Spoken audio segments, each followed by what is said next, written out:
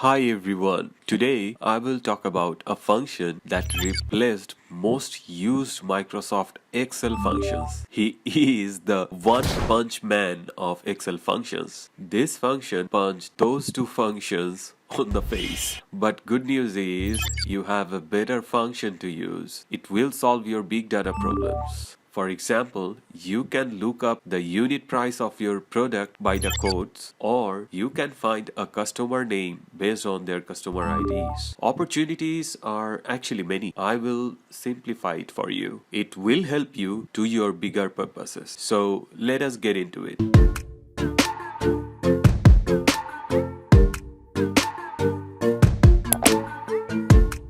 Now, I am going to reveal the mystery. Name of this function is Xlookup. He is the one punch man. Okay, syntax of this function is this.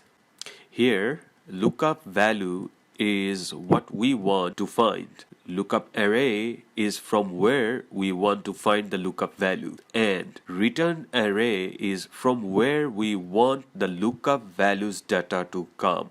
Important thing is lookup value, lookup array, return array. These arguments are totally required for the syntax. On the other hand, if not found, match mode, search mode, these arguments are optional for the syntax. Xlookup function basically searches ranges or arrays and then returns the similar item to the first match finds. But if no match exists, then Xlookup can return the closest match to.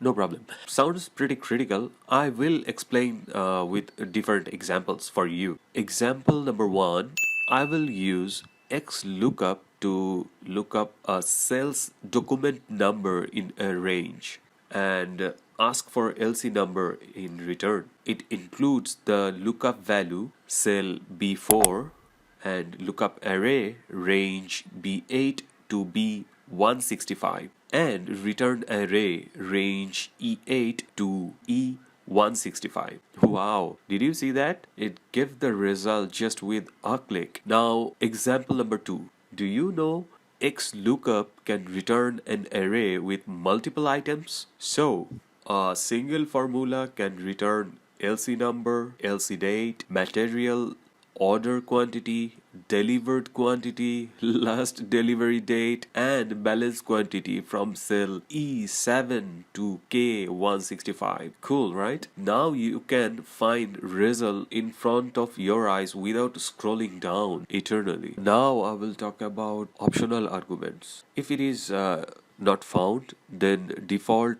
to return is 0. And for the match mode argument, always it's set to 0 too, which means the function will always look for an exact match.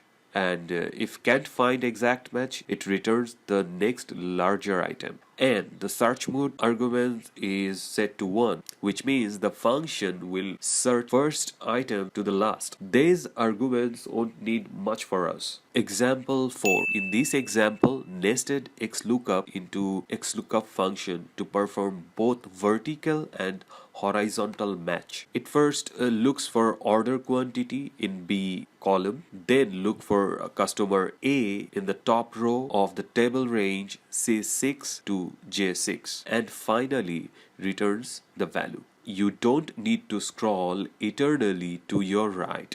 So this is it for today. I hope this was helpful. I will come back to you soon. Take care.